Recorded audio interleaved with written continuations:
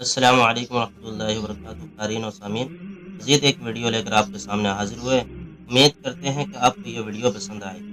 عنوان ہے: کن چیزوں سے روزہ ٹوٹ جاتا ہے اور کن سے نہیں۔ آنکھ میں دوا ڈالنا، اس سے روزہ نہیں ٹوٹے گا۔ سرما لگانا، اس سے روزہ نہیں ٹوٹے گا۔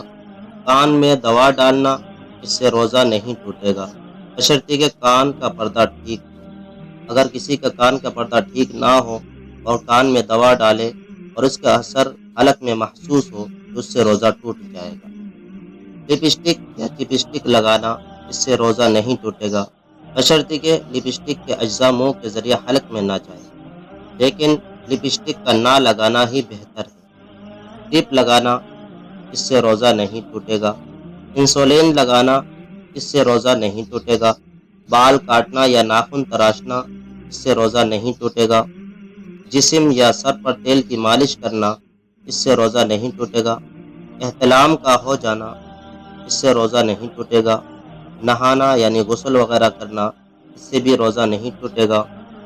مسواک کرنا، اس سے بھی روزہ نہیں ٹوٹے گا۔ ناک سے خون بہنا، اس سے بھی روزہ نہیں ٹوٹے گا، بشرطیکہ کہ منہ کے ذریعہ خون حلق میں نہ چلا جائے۔ خود بخود قے آ جانا، اس سے روزہ نہیں ٹوٹے گا۔ اگر اپنے اختیار سے منہ بھر کے قے کر لی تو روزہ ٹوٹ جائے گا۔ خون دینا یعنی ڈونٹ کرنا خون کا، روزہ نہیں ٹوٹے گا۔ خون ٹیسٹ کروانا، اس سے روزہ نہیں ٹوٹے گا۔ پرفیوم یا عطر لگانا، اس سے روزہ نہیں ٹوٹے گا۔ ہاں، ناک میں دوا ڈالنا، اس سے روزہ ٹوٹ جائے گا، کیونکہ اس کا اثر جو ہے حلق میں محسوس ہوتا ہے۔ سگریٹ، تمباکو نوشی کرنا، اس سے روزہ ٹوٹ جائے گا۔ انہیلر کا استعمال، اس سے روزہ ٹوٹ جائے گا۔ ماہواری یعنی حیض، مینسز کا آنا، اس سے روزہ ٹوٹ جائے گا۔ اسی طرح بچے کی ولادت کے بعد نفاس کا آنا، اس سے بھی روزہ ٹوٹ جاتا ہے۔ جزاک اللہ۔